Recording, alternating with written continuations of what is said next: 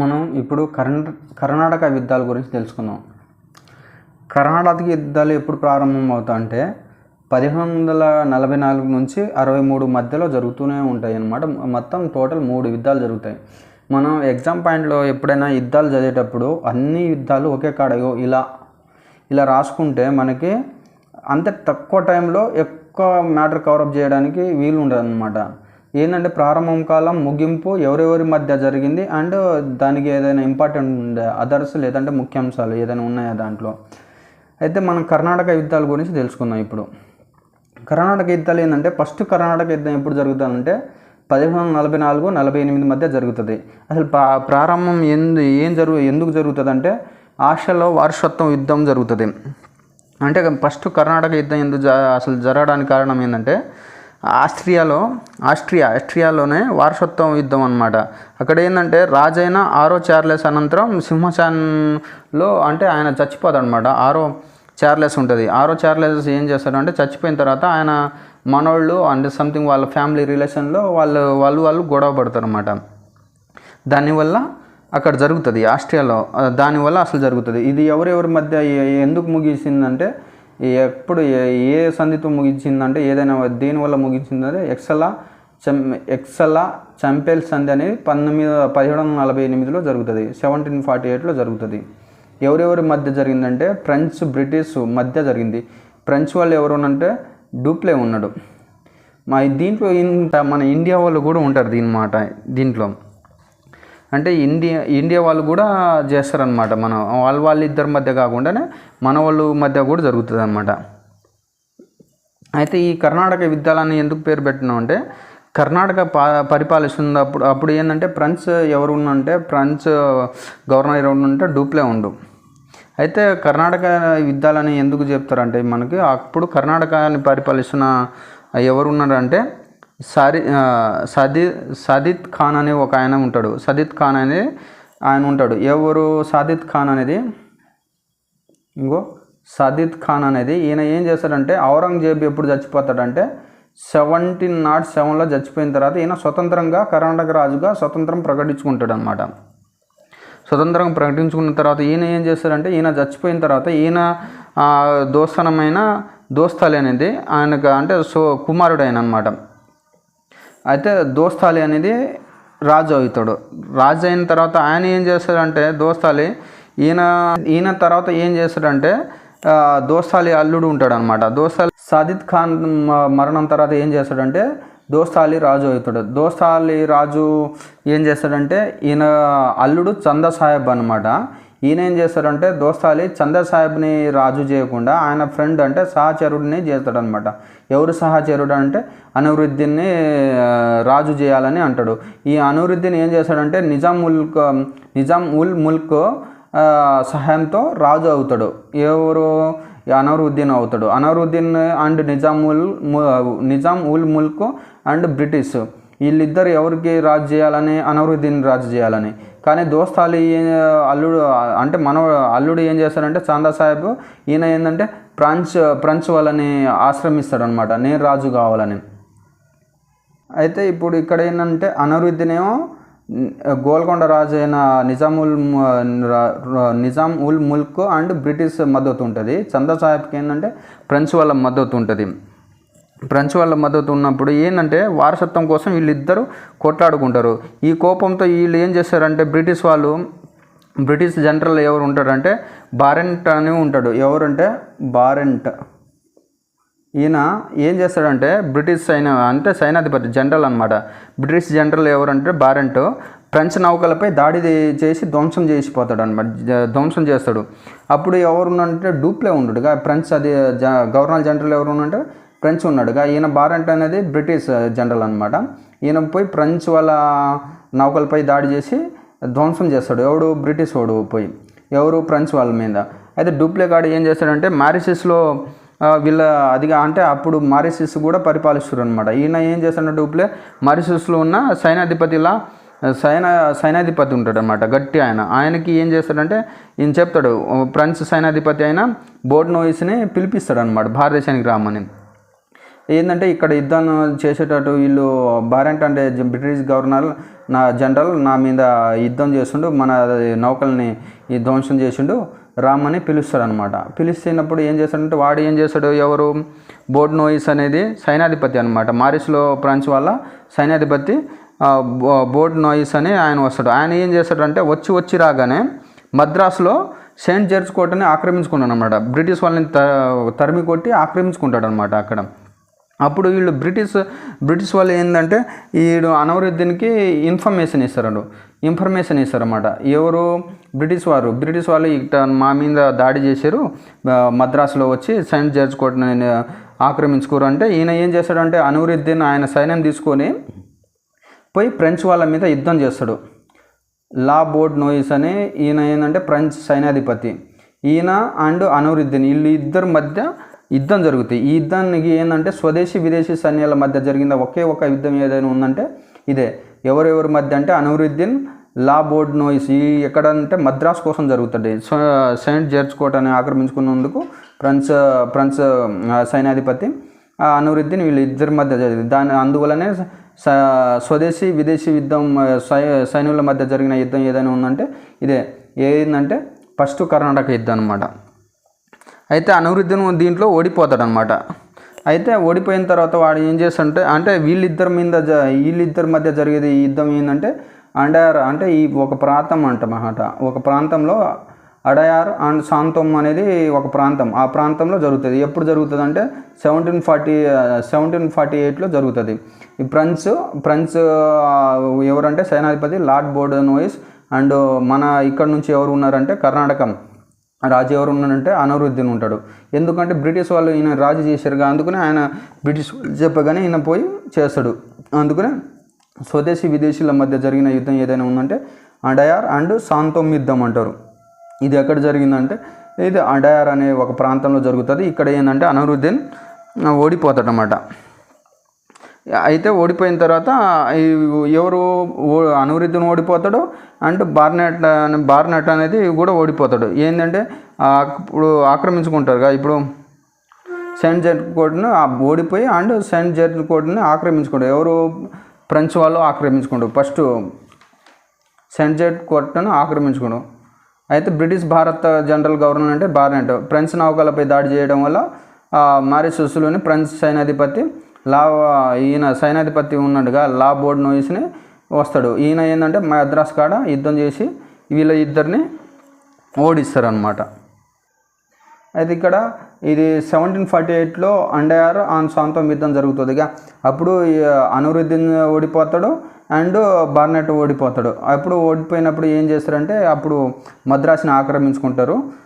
అప్పటికల్లా ఇప్పుడు ఏంటంటే 48లో అక్కడ ఆస్ట్రియా వారసత్వంలోనే ఎక్సెలా చాంపియన్ల సంధి జరుగుతుంది. దాంతో వాళ్ళు యుద్ధం ముగించుకుంటారు. ఇక్కడ కూడా యుద్ధం ముగిపోతుంది అనమాట. అయితే సెకండ్ మళ్ళీ ఇంకోటి ఏంటంటే ఇప్పుడు రెండవ కర్ణాటక యుద్ధం ఎప్పటి నుంచి జరుగుతుందంటే 1749 to 54 మధ్య జరుగుతుంది. ప్రారంభం కారణం ఏంటంటే దక్షిణ భారతదేశంలో వారసత్వం కారణంగా ఇప్పుడు ఇక్కడ జరుగుతుందిగా.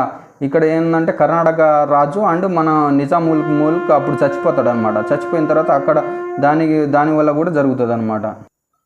ఇప్పుడు రెండవ కర్ణాటక యుద్ధం గురించి మనం తెలుసుకుందాం. ఏంటంటే 1749 to 54 మధ్య జరుగుతుంది. ఏంటంటే జరగడానికి కారణం ఏంటంటే దక్షిణ భారత ప్రాంతంలో వారసత్వ కారణంగా ఏంటంటే ఒకటి హైదరాబాద్, రెండోది కర్ణాటక అనమాట. కర్ణాటకకి సెటిల్ కాలేదు. హైదరాబాద్ ఎందుకు సెటిల్ కాదంటే నిజాం ఉల్ ముల్క్ ఉంటాడుగా, ఆయన మరణిస్తాడు. ఎప్పుడంటే 1748లో చచ్చిపోతాడు. ముగింపు కారణం ఏంటంటే పాండిచ్చేరి సంధి జరుగుతుంది. ఎప్పుడు జరుగుతుందంటే 1754లో జరుగుతుంది. ఏంటంటే ఇది ఎందుకు వచ్చిండు పాండిచ్చేరి సంధి ఎందుకు చేసుకుండు, ఎవరు చేసుకున్నా అంటే ఇది బ్రిటిష్ వాళ్ళతో జరుగుతుంది. బ్రిటిష్ అండ్ పాండిచ్చేరి ఇది ఫ్రెంచ్ గవర్నర్ జనరల్ అంటే వీళ్ళ మధ్య జరుగుతుంది. ఇది ఎవరెవరి మధ్య జరుగుతుంది, Karnataka and Golconda French British వారు మధ్య జరుగుతుంది అనమాట. కర్ణాటక వాళ్ళేమో ఫ్రెంచ్ వాళ్ళు ఇస్తారు, గోల్కొండకేమో బ్రిటిష్ వాళ్ళు ఇస్తారు. అంటే ఇక్కడ కూడా ఇస్తారు, ఇక్కడ కూడా ఇస్తారు, అంటే ఆపోజిట్ ఉంటారు అన్నమాట వీళ్ళు. అంటే అప్పుడు ఫ్రెంచ్ అనేది ఏంటంటే ఇక్కడ ఇది లా బోర్డోనోయిస్ ఉంటాడుగా ఫస్ట్ కర్ణాటక యుద్ధంలో. ఆయన ఏం చేశాడంటే మద్రాస్ సెయింట్ జార్జ్ కోట ఆక్రమించుకున్న తర్వాత ఇంకా పిలిపించుకుంటారు అనమాట డూప్లేని, అంటే వీళ్ళిద్దరిని వెనక్కి పిలిపించుకుంటారు. అప్పుడు ఏం చేస్తారంటే ఈయన వెళ్ళిపోతాడు. వెళ్ళిపోయిన తర్వాత ఫ్రెంచ్ సైన్యాధిపతి కొత్తగా వస్తాడు. ఎవరు అంటే బుస్సీ వస్తాడు అనమాట. ఎవరు సైన్యాధిపతులు అంటే బుస్సీ అంటే డి అర్తుల్ అని ఇద్దరు వస్తారన్నమాట సైన్యాధిపతులు. అప్పుడు ఏంటంటే నిజాం కుమారుడు ఏంటంటే నాజర్ జంగ్ ఉంటాడు. బ్రిటిష్ వాళ్ళు ఈయనకు బ్రిటిష్ అండ్ అనరుద్దీన్ ఏంటంటే నాజర్ జంగ్కి సపోర్ట్ ఇస్తారు. కానీ నిజాం మనోడు ఉంటాడు, ఎవరు యుజాఫర్ జంగ్ అని ఉంటాడు. ఈయనకి ఏంటంటే ఫ్రెంచ్ చందా సాహెబ్ అని ఉంటాడు. చందా సాహెబ్ ఎవరు, కర్ణాటక దోస్తాలి యొక్క అల్లుడు ఆయన.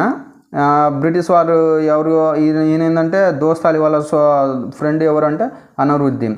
ఈ బ్రిటిష్ అండ్ అనరుద్దీన్ నాజర్ జంగ్కి సపోర్ట్ ఇస్తారు నిజాంలో. ఇక్కడ ఏంటంటే యుజాఫర్ జంగ్కు ఎవరు ఇస్తారంటే చందా సాహెబ్ అండ్ ఫ్రెంచ్ వాళ్ళు, వీళ్ళిద్దరు ఇస్తారంట. ఫ్రెంచ్ ఎవరు గవర్నర్ ఉన్నాడంటే అప్పుడు గవర్నర్ జనరల్ అంటే డూప్లే ఉండు జరుగుతుంది అనమాట. అప్పుడు నిజాం ఉల్ ముల్క్ మరణంతో ఈయన ఏంటంటే నిజాం కుమారుడు అయిన నాజర్ యాక్చువల్ అయితే వారసత్వంగా రావాలిగా పదవి. కానీ ఈయన ఏం చేస్తాడంటే మనోడు ఏం చేస్తాడంటే మా మామకి ఎందుకు ఇవ్వాలా అంటే యుజాఫర్ జంగ్ నజర్ జంగ్పై యుద్ధం ప్రకటిస్తారన్నమాట. నిజాం కుమారుడైన నజర్ జంగ్ అండ్ బ్రిటిష్ అండ్ అనరుద్దీన్ ఒక కూటమి, ఇంకోటి నిజాం మనోడైన ముజాఫర్ జంగ్ ఫ్రెంచ్ చందా సాహెబ్ వీళ్ళు ఒక కూటమి. వీళ్ళిద్దరు వీళ్ళు ఈ రెండు కూటమి ఏం చేస్తుందంటే అంబూరు ఉంటుంది. అంబూర్ అనే ప్రాంతంలో అంబూరు యుద్ధం జరుగుతుంది అనమాట. దీని ఎప్పుడు జరుగుతుందంటే 1749లో జరుగుతుంది. దీని ఫలితం ఏంటంటే అనరుద్దీన్ మరణిస్తారనమాట. ఎవరు నజర్ జంగ్ సైడ్ అండ్ బ్రిటిష్ వాళ్ళ సైడ్ ఉంటాడు అనరుద్దీన్, వాళ్ళు మరణిస్తాడు. అది మరణించిన తర్వాత ఏంటంటే ఫ్రెంచ్ సైన్యాధిపతి ఎవరు అంటే బుస్సీ ఏం చేస్తాడంటే చందా సాహెబ్ ఉంటాడు కదా, చందా సాహెబ్ని కర్ణాటక అంటే ఆర్కాడ్కి చందా సాహెబ్కి ఇచ్చేస్తారనమాట. నువ్వే రాజు, నువ్వే పరిపాలించమని చందా సాహెబ్ని రాజు చేస్తారు. అయితే చందా సాహెబ్ ఏం చేస్తారంటే ఆయనకి ఇది మచిలీపట్నం అనే ప్రాంతం ఫ్రెంచ్ వాళ్ళకి ఇస్తారు. ఇక్కడ ఫ్రెంచ్ వాళ్ళు గెలిచినట్టుగా ఇప్పుడు అనరుద్దీన్ మరణించడం వల్ల ఫ్రెంచ్ వాళ్ళు గెలిచినట్టుగా ఇక్కడ. అందుకనే కర్ణాటక నవాబు చందా సాహెబ్ని చేసినప్పుడు చందా సాహెబ్ ఏం చేస్తాడు బుస్సీకి మచిలీపట్నం అనేది మచిలీపట్నం ప్రాంతం ఇస్తాడనమాట కర్ణాటక. ఇంకోటి ఏం చేస్తాడంటే ఈయన ఏం చేస్తాడంటే ఇప్పుడు హైదరాబాద్ ఏంటంటే నాజర్ జంగ్ వదిలేసి ముజాఫర్ జంగ్ అవుతాడుగా. ఇక్కడ ఫ్రెంచ్ వాళ్ళు గెలిచినప్పుడు హైదరాబాద్ కూడా ముజాఫర్ జంగే చేయాలిగా రాజు.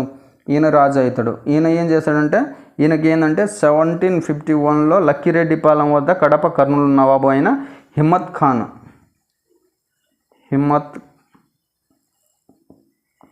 ఖాన్ హత్య చేస్తాడు. ఎవరిని? ముజాఫర్ జంగ్ని హత్య చేయడం వల్ల ఆయన ఏంటంటే బుస్సీ ఏం చేస్తాడు నాజర్ జంగ్ని మళ్ళీ నాజర్ జంగ్ తమ్ముడైన సలాబత్ జంగ్కి రాజు చేస్తాడు అనమాట. హైదరాబాద్కి నిజంగా చేస్తాడు. అప్పుడు సలాబత్ జంగ్ ఏం చేస్తాడంటే ఈయన ఉత్తర సర్కార్ కదా యుజాఫర్ జంగ్ 51లో లక్కిరెడ్డిపాలెంలో హిమ్మత్ ఖాన్ చేతిలో చచ్చిపోయిన తర్వాత నాజర్ జంగ్ తమ్ముడైన సలాబత్ జంగ్ ఏం చేస్తాడంటే బుస్సీ అంటే ఫ్రెంచ్ సైన్యాధిపతి బుస్సీ ఏం చేస్తాడంటే రాజు చేస్తాడు. ఈయన సలాబత్ జంగ్ ఏంటంటే నాకు ఇచ్చిరని ఈయన ఉత్తర సర్కార్ ఇస్తాడు. ఉత్తర సర్కార్ అంటే ఏంది? గంజం అండ్ విశాఖ, గోదావరి, కృష్ణా జిల్లాలు అనమాట. ఉత్తర సర్కార్ అంటే గంజం, విశాఖ, గోదావరి, కృష్ణా జిల్లాలని బహుమతిగా బుస్సీకి ఎవరు ఇస్తాడంటే సలాబత్ జంగ్ చేస్తాడు. ఎందుకు ఇస్తారంటే ఈయనకు రాజు చేసినందుకు.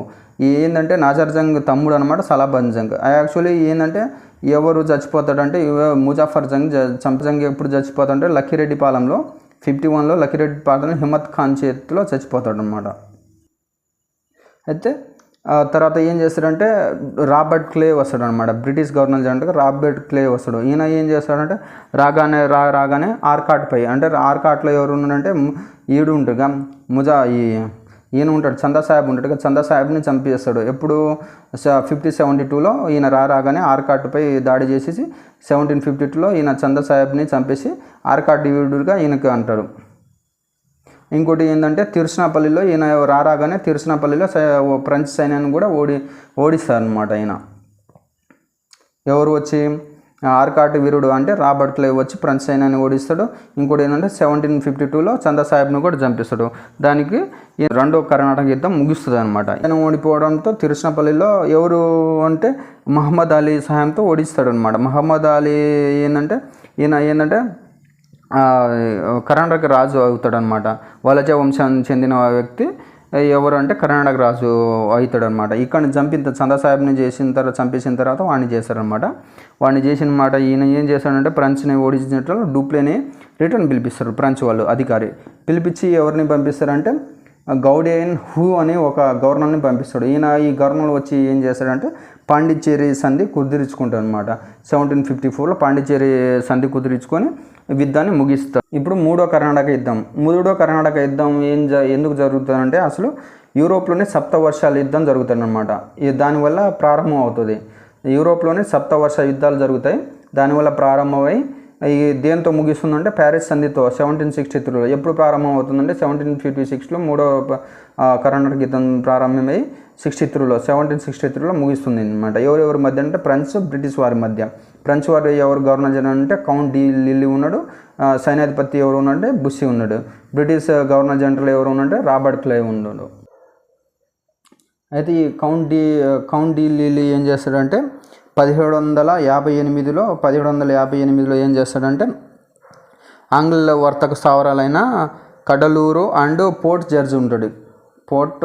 జర్జ్ అండ్ కడలూరుని ఆక్రమించుకొని ఈయన ఏంటంటే హైదరాబాదులో అప్పుడు ఎవరు అంటే సైన్యాధిపతి అయిన బుస్సీని రామంటాడు. ఎవరు? Count de Lally. ఈయన ఆంగ్లేయుల స్థావరాన్ని మీద కడలూరు అండ్ పోర్ట్ జర్జ్ని ఆక్రమించుకొని ఈయనకు రామంటాడు, బుస్సీని రామంటాడు. అయితే బుస్సీ వస్తూ ఏం చేస్తాడంటే 1760లో ఏం చేస్తాడంటే వందవాసి యుద్ధం జరుగుతుంది అనమాట. అప్పుడు బుస్సీ రాగానే ఉత్తర సర్కార్ ఉంటుంది. ఉత్తర సర్కార్ అంటే గంజం, విశాఖ, గోదావరి అండ్ కృష్ణ ఉంటాయి. వీటిని ఏం చేస్తారంటే ఆంగ్లేయులు ఆక్రమించుకుంటారు. ఆంగ్లేయులు ఆక్రమించుకున్న తర్వాత 1760లో జరిగిన వందవాసి యుద్ధం జరుగుతుంది. ఎవరెవరి మధ్య అంటే బ్రిటిష్ సైన్యాధిపతి ఎవరంటే ఐరన్ కూడ్ అండ్ బుస్సీ మధ్య ఫ్రెంచ్ గవర్నర్ జనరల్ అయిన Count de Lally and Bussy మధ్య జరుగుతుంది. ఎప్పుడు 1760లో వందవాసి యుద్ధం జరుగుతుంది. ఎవరెవరి మధ్య అంటే ఐరన్ కూడ్ బ్రిటిష్ సైన్యాధిపతి అనమాట. Eyre Coote and Count de Lally and Bussy మధ్య జరుగుతుంది. బుస్సీ ఎవరు అంటే ఫ్రెంచ్ సైన్యాధిపతి అనమాట. వీళ్ళు ముగ్గురు మధ్య జరిగినప్పుడు ఏం చేస్తారంటే ఓడిపోతారు అన్నమాట. బుస్సీ ఓడిపోతాడు. వీళ్ళిద్దరు ఓడిపోతారు. ఎవరు? Count de Lally and Bussy ఓడిపోతారు. ఎవరు? ఐరన్ కూడ్ మధ్య బ్రిటిష్ సైన్యాధిపతి అయిన సర్ ఐరన్ కూడ్ చేతిలో ఓడిపోతారు. ఓడిపోయిన తర్వాత వీళ్ళు ఏం చేస్తారంటే వందవాసి యుద్ధం ముగుస్తుంది అనమాట. ఇది వందవాసి యుద్ధం 1760లో జరుగుతుంది కాబట్టి ఓడిపోయిన తర్వాత వాళ్ళు వెళ్ళిపోతారు. ఫ్రెంచ్ సైన్యం ఓడిపోవడం వల్ల వాళ్ళ బలం అనేది తగ్గిపోతుందిగా. బలం అనేది తగ్గిపోవడం వల్ల వాళ్ళు 1763లో ప్యారిస్ సంధితో అక్కడ ముగుస్తుంది. అంటే కర్ణాటక యుద్ధం ముగుస్తుంది అన్నమాట. వందవాసి యుద్ధంతో ఫ్రెంచ్ వాళ్ళ ప్రారంభం అంటే వాళ్ళ బలం కూడా తగ్గిపోతుంది. వాళ్ళు ఏం చేస్తారంటే ప్యారిస్ సంధితో ముగించుకొని మూడో కర్ణాటక యుద్ధం కూడా ముగించుకుంటారు అన్నమాట. ఇప్పుడు ఇంకోటి ఏంటంటే బెంగాల్ని ఆక్రమించుకుంటారు అన్నమాట. ఆంగ్లేయులు ఎలా ఆక్రమించుకుంటారో తెలుసుకుందాం. ఏంటంటే ఇప్పుడు 1707లో ఔరంగజేబ్ చచ్చిపోయిన తర్వాత మొఘల్ సామ్రాజ్యం అయిన ఔరంగజేబ్ చచ్చిపోయిన తర్వాత ఏం చేస్తారంటే మొఘల్ చక్రవర్తి ఔరంగజేబ్ చచ్చిపోయిన తర్వాత బెంగాల్ని 1741లో ముర్షిద్ కులీ ఖాన్ అంటాడు. ఈయన ఏంటంటే స్వతంత్రం ప్రకటించుకున్నాడు అనమాట. బెంగాల్ అంటే మొఘల్ చక్రవర్తికి ఆప్తుడుగా బెంగాల్ని పరిపాలిస్తూ ఉంటాడు అనమాట. అంటే ఆయన కింద పరిపాలిస్తూ ఉంటాడు ముర్షిద్ కులీ ఖాన్. ఈయన పరిపాలిస్తున్నప్పుడు ఏం చేస్తాడంటే ఈయన ఔరంగజేబ్ చచ్చిపోయిన తర్వాత 1741లో ఈయన ఏం చేస్తాడంటే స్వతంత్రంగా ప్రకటించుకుంటారు. ఆధునిక స్వతంత్ర బెంగాల్ రాజస్థాపకుడు ఎవరంటే ఈయననే ముర్షిద్ కులీ ఖాన్ అంటారు. ఈయన అనమాట స్వతంత్రం ప్రకటించుకొని ఈయన చేసుకుంటాడు అనమాట. అయితే ఈయన చచ్చిపోయిన తర్వాత ఏం చేస్తారంటే అలీవర్దీన్ ఖాన్ అనే వస్తాడు అనమాట. ఎవరు చచ్చిపోయిన తర్వాత ముర్షిద్ కులీ ఖాన్ చచ్చిపోయిన తర్వాత అలీవర్దీన్ ఖాన్ వస్తాడనమాట. దేనికి? బెంగాల్ని పరిపాలించడానికి. ఈయన ఏంటంటే ఎవరంటే ఈయన ముర్షిద్ ఖాన్ యొక్క మనోడు అనమాట. ఈయన ముర్షిద్ కులీ ఖాన్ యొక్క మనోడు అనమాట. ఈయన ఏంటంటే సర్ఫరాజ్ ఖాన్ని వధించి అలీవర్దీన్ ఈయన వస్తాడనమాట. ఎవరు? సర్ఫరాజ్ ఖాన్ని చంపేసి రాజు అవుతాడనమాట, బెంగాల్ రాజు. అలీవర్దీన్ ఖాన్ బెంగాల్ రాజు అవుతాడు. అప్పుడు ఏంటంటే దక్షిణ భారతదేశంలో ఇప్పుడు ఆంగ్లో కర్ణాటక యుద్ధాలు జరుగుతుంది. అప్పుడు బెంగాల్ పరిపాలిస్తుంది ఎవరంటే ఈయన అలీవర్దీన్ ఖాన్ పరిపాలిస్తూ ఉంటాడు అనమాట. ఈయన ఏంటంటే 1756లో చచ్చిపోతాడనమాట. ఇప్పుడు అలీవర్దీన్ ఖాన్ చచ్చిపోయిన తర్వాత సిరోజ్ దౌలా అవుతాడు. సిరోజ్ దౌలా రాజు అవుతాడు. సిరోజ్ దౌలా రాజు కాగానే బ్రిటిష్ వాళ్ళకు కారణం ఎందుకంటే ఆయన ఒక మంచి వ్యక్తి అనమాట. పరిపాలనలో కానీ సైన్యంలో కానీ చాలా మంచి చేస్తారనమాట సిరోజ్ దౌలా. అందుకని భయపడతారన్నమాట. ఎవరు? బ్రిటిష్ వారు. ఈయన ఏంటంటే సంస్కరణ ఏం ప్రవేశపెడతారు తెలుసా? కోటను నిర్మిస్తారనమాట. ఇంకోటి దస్తాల వివాదం కూడా జరుగుతుంది.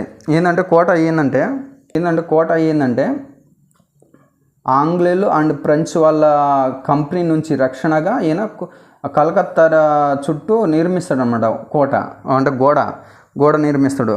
పరిసర ప్రాంతాల్లో అంటే కలకత్తా పరిసర ప్రాంతాల్లో కోట నిర్మాణంలో ఒక గోడ నిర్మిస్తాడనమాట.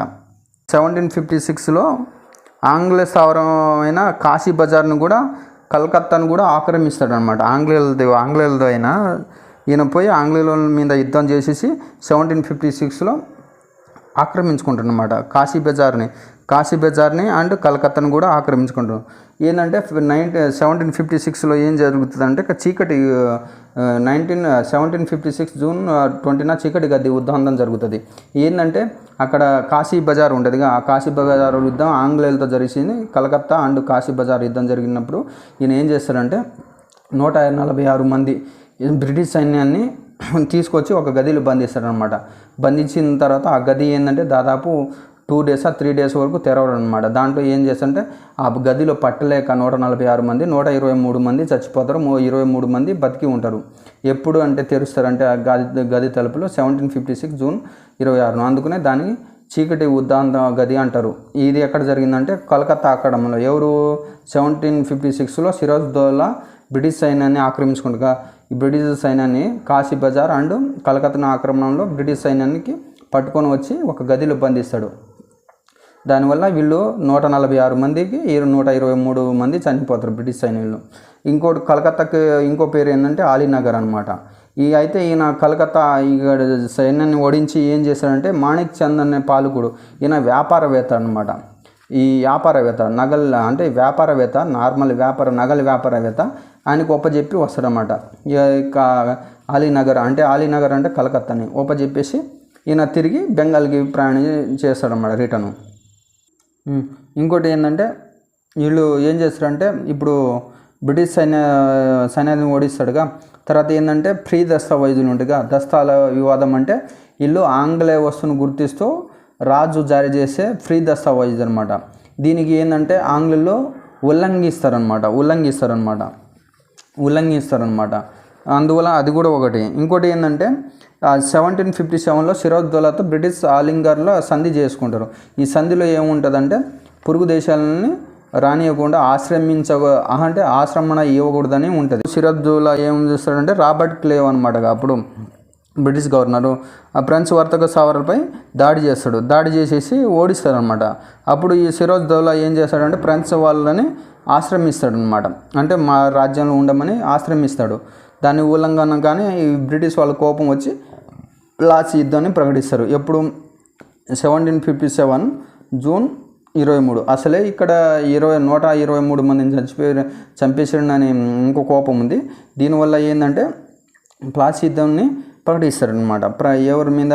సిరోజ్ దౌలా మీద. ఎవరెవరి మధ్య జరుగుతుందంటే సిరోజ్ దౌలా అండ్ రాబర్ట్ క్లేవ్కు ఎవరెవరు మద్దతు ఇస్తారంటే మాణిక్ చంద్. ఈ కలకత్తా నగరాన్ని ఆక్రమించుకొని సిరోజ్ దౌలా ఆయనకి మాణిక్ చంద్ ఉంటాడుగా, నగల వ్యాపారి, ఆయనకు ఉపచేస్తాడుగా వర్తకుడు. ఆయన ఒక మద్దతు ఇస్తాడు. ఎవరికి ఇస్తాడంటే రాబర్ట్ క్లేవ్కు. జగత్ సర్ అని ఒక ఆయన ఉంటాడు. జగత్ సర్ ఎవరంటే పెట్టుబడిదారి. ఇంకోటి జమీన్ చంద్ అని ఉంటాడు. ఈయన కూడా ఒక కలకత్తా నగల వ్యాపారవేత్త.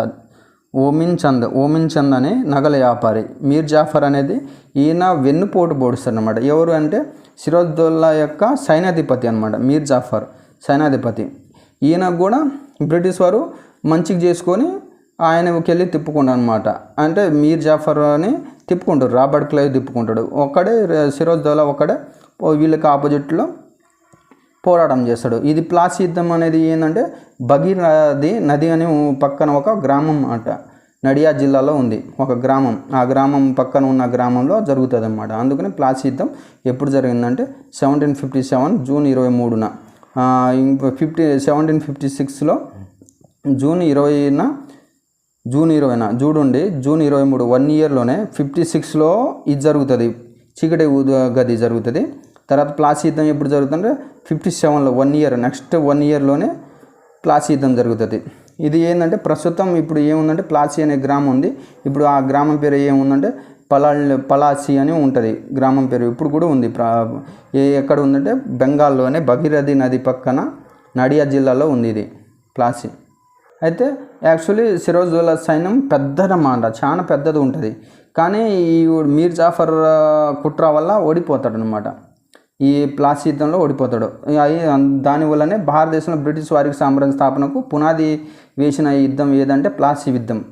దీనివల్లనే ఆక్రమించడానికి కారణమైన యుద్ధం ఏదంటే ప్లాసీ యుద్ధం. భారతదేశం బ్రిటిష్ వారి సామ్రాజ్య స్థాపనకు పునాది వేసిన అండ్ ఆక్రమించిన మొట్టమొదటి ఏదైనా ఉందంటే ప్లాసీ యుద్ధం వల్ల చేస్తారు అనమాట. ఇంకోటి ఏంటంటే బ్రిటిష్ వారు ఆక్రమించిన తొలి రాష్ట్రం ఏదైనా ఉందంటే బెంగాల్. ఏంటంటే దీనివల్ల అంటే ప్లాసీ యుద్ధం వల్ల జరుగుతుంది. అయితే ప్లాసీ యుద్ధం ఫలితాలు ఏం ఏర్పడుతాయి తెలుసా? తర్వాత మీర్ జాఫర్ ఈయన అవుతాడు, రాజు అవుతాడు అనమాట. ఎక్కడ? బెంగాల్ నవాబు ఎవరు చేస్తాడంటే ఆంగ్లేయులు మీర్ జాఫర్ని చేస్తారు. మీర్ జాఫర్ ఏం చేస్తాడంటే ఈయన రాబర్ట్ క్లైవ్ చేతులు కీళ్ళు బొమ్మల లెక్క ఆడుకుంటారు అనమాట. ఆంగ్లేయులు ఆడుకుంటారు కీళ్ళు బొమ్మల లెక్క. అయితే ఆర్థికంగా కానీ రాజకీయ పరంగా కానీ అన్నీ ఆంగ్లేయులే ఉపయోగించుకుంటారు తప్ప ఈయన ఏంటంటే ఒక వట్టి బొమ్మ లెక్కనమాట. అయితే ఈ మీర్ జాఫర్ ఆర్థిక సాయంతో బ్రిటిష్ వారు ఏం చేశారంటే పెద్ద సైన్యాన్ని, ఒక బలిష్టమైన సైన్యాన్ని ఏర్పాటు చేసుకుంటారు. 1757లో కలకత్తాలో టంకశాలను ఏర్పాటు చేస్తారు. కలకత్తాలో టంకశాలను ఏర్పాటు చేస్తారు. ఎవరు? మొదటిసారిగా బ్రిటిష్ కంపెనీ ఏర్పాటు చేస్తుంది అనమాట. ఇప్పుడు 1757లో కలకత్తాలో ఎవరు ఏర్పాటు చేస్తారంటే వీళ్ళు టంకశాలని ఎవరు ఏర్పాటు చేయాలి? బ్రిటిష్ కంపెనీ అనమాట. ఇంకోటి ఏంటంటే పెద్ద మొత్తంలో జీతాలు, సైనికులకి పెద్ద మొత్తంలో జీతాలు ఇచ్చి చేర్చుకుంటుంది అనమాట. వాళ్ళు బ్రిటిష్ సైన్యంలో జాయిన్ కావండి అని చేర్చుకుంటుంది అనమాట. మీర్ జాఫర్ని తర్వాత ఏం చేస్తారంటే తొలగించి ఎప్పుడు 1963 పడ్డది, కానీ ఇది 1763. అయితే 1759లో మీర్ జాఫర్ని తొలగించి మీర్ కాసిమ్ని బ్రిటిష్ వారు ఏం చేస్తారంటే రాజుగా ప్రకటిస్తారు. రాజుగా ప్రకటించినప్పుడు ఆయన ఏం చేస్తారు? మీర్ కాసిం బ్రిటిష్ వాళ్ళకి ఏం చేస్తారంటే బుద్వాన్వాడ, మిడ్నాపూర్, చిట్టగాంగ్ జిల్లాల్లో బహుమతిగా ఇస్తాడనమాట వాళ్ళకి. ఈయన కృతజ్ఞత తెలుపుతూ బుర్దాన్వాన్ అండ్ మిడ్నాపూర్, చిట్టగంగా అనేది ఈ ప్రాంతాల్లో ఇస్తారనమాట. ఎవరికి? వాణిజ్యపరంగా మీరు వ్యాపారం చేసుకోండి బ్రిటిష్ వాళ్ళకి ఎవరు ఇస్తారంటే మీర్ కాసిం ఇస్తాడు. దేనికి ఇస్తారంటే మీర్ జాఫర్ని తొలగించి మీర్ కాసిమ్ని రాజు చేసింది అనుకో. ఈయన ఏం చేస్తాడంటే మీర్ కాసిం ఏం చేస్తాడంటే రాజధాని మురిదాబాద్ నుంచి మురిదాబాద్ నుంచి మగీర్కి మారుస్తాడు. అంటే రాబర్ట్ క్లైవ్ ఏం చేస్తాడంటే 1760లో ఇంగ్లాండ్ వెళ్ళిపోతాడు అనమాట. కొంతకాలంగా ఇంగ్లాండ్ హెల్త్ ఇష్యూ బాగాలేదని ఆయన ఇంగ్లాండ్కి వెళ్ళిపోతాడు అనమాట. ఎప్పుడు? 1760లో ఈయన రాబర్ట్ క్లైవ్ ఇంగ్లాండ్ వెళ్ళిపోయింది. తర్వాత ఇంకా ఏంటంటే ఈయనకి మీర్ కాసిం ఎప్పుడు తొలగిస్తారంటే 1763లో బెంగాల్ నవాబు నుంచి, అంటే బెంగాల్ రాజు నుంచి మీర్ కాసిమ్ని ఆంగ్లేయులు తొలగిస్తారు అనమాట. తొలగించి ఎవరికి ఇస్తారంటే మళ్ళీ మీర్ కాసిమ్ని తొలగించి మళ్ళీ మీర్ జాఫర్నే ఇస్తారు. అప్పుడు ఏం చేస్తాడంటే మళ్ళీ మీర్ కాసిము ఒక కూటమిని ఏర్పాటు చేసుకుంటాడు. ఏం కూటమి అంటే ఇది మొఘల్ చక్రవర్తి అయిన షా ఆలం II అండ్ అయోధ్య నవాబు అయిన గాజ్ ఉద్వాలా అని ఈ కూటమి ఏర్పాటు చేసుకుంటాడు. ఎవరు?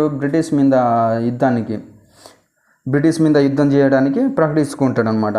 అయితే వీళ్ళు ఈ కూటమి అండ్ మీర్ కాసిం కూటమి అండ్ బ్రిటిష్ వాళ్ళిద్దరు ఏం చేస్తారంటే ఎక్కడ చేయాలంటే బాక్సర్ అనే బీహార్లోని ఒక పట్టణం అనమాట.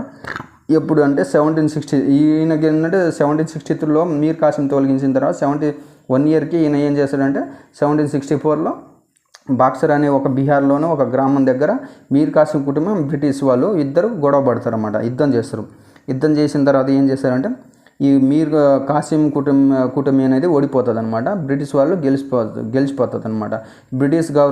అప్పుడు బ్రిటిష్ గవర్నర్ ఎవరు ఉన్న సైన్యాధిపతి ఎవరు ఉన్నాడు, సర్ హెక్టర్ మన్రో ఉంటాడు అనమాట. Sir Hector Munro governor general ఉంటాడు. ఆయన ఏంటంటే ఓడిస్తాడు ఎవరిని, మీర్ కాసిం కూటమిని ఓడిస్తారనమాట. దానివల్ల ఏంటంటే వీళ్ళు ఏంటంటే ఓడిపోయిన తర్వాత అలహాబాద్ సంధి 1765లో చేసుకుంటారు. ఈ సంధి ప్రకారం ఏంటంటే షా ఆలం II ఉంటాడుగా, ఈయన ఏం చేస్తాడంటే ఒరిస్సా, బెంగాల్, బీహార్ దివానీ హక్కులను తొలగిస్తాడు అనమాట. దివానీ హక్కులు అంటే భూమి శిస్తు వసూలు చేసుకోవడం అనమాట. ఎవరికి ఇస్తారంటే బ్రిటిష్ వాళ్ళకి ఇచ్చేస్తాడు. ఎక్కడెక్కడంటే ఒరిస్సా, బెంగాల్, బీహార్ దివానీ హక్కులను బ్రిటిష్ వాళ్ళకి ఇచ్చేస్తాడు. ఇంకోటి ఏంటంటే అయోధ్య ఆయన కూడా ఉంటాడుగా, అయోధ్య నవాబు ఘాజ్ ఉద్వాలా, ఈయన ఏంటంటే 20 లక్షలు బ్రిటిష్ వాళ్ళకి ఇచ్చేస్తాడు. ఈ అలహాబాద్ సంధి ఏంటంటే 1765 వల్ల దానివల్ల జరుస్తుంది అనమాట. తర్వాత ఈ అలహాబాద్ సంధి జరిగిన తర్వాత 1765లో మొఘల్కి రెండవసారి గవర్నర్ జనరల్ రాబర్ట్ క్లైవ్ వస్తాడు అనమాట. ఈయన వచ్చి రాగానే ద్వంద్వ ప్రభుత్వాన్ని ప్రవేశపెడతాడు. ద్వంద్వ ప్రభుత్వానికి రద్దు చేసింది ఎవరంటే వారెన్ హస్టిన్ అని ఉంటాడు, ఆయన రద్దు చేస్తాడు. ప్రవేశపెట్టింది ఎవరంటే రాబర్ట్ క్లే. ఈయన తర్వాత వచ్చే ఎవరంటే వారెన్ హస్టిన్ వస్తాడు, ఆయన రద్దు చేస్తాడు. శాంతి భద్రతలు ద్వంద్వ ప్రభుత్వం అంటే శాంతి భద్రతలను బెంగాల్ నవాబు ఇవ్వకుండా ఈయన తీసుకుంటాడు అనమాట. ఎవరు, రాబర్ట్ క్లేవ్ తీసుకుంటాడు. నజీం ఉద్వాలా అనేది ఎవరు తెలుసా, ఈయనకి ఏంటంటే ఈయన చచ్చిపోతాడుగా. నజీం ఉద్వాలా అనేది ఈయన మీర్ కాసిం యొక్క కొడుకు అనమాట, రెండో కొడుకు. ఆయనకి రాజు చేస్తాడు. ఈయన చచ్చిపోయిన తర్వాత నజీం ఉద్వాలాకి ఇస్తారనమాట రాజుగా. ఇది అయిపోయింది. బెంగాల్ అండ్ కర్ణాటకని బ్రిటిష్ వాళ్ళు ఎలా ఆక్రమించుకున్నారో తెలుసుకున్నాం ఈ వీడియోలో. నెక్స్ట్ వీడియోలో ఏంటంటే ఆంగ్లో మైసూర్ యుద్ధాలు ఉన్నాయి. ఏంటంటే మనం ఆంగ్లో మైసూర్ యుద్ధాల్లో టిప్పు సుల్తాన్తో చేస్తారు. ఇంకోటి ఏంటంటే ఆంగ్లో మటాట్ అంటే బాజీరావు పైన యుద్ధం చేస్తారు. అవి రెండు నెక్స్ట్ వీడియోలో చెప్పుకుందాం మనం.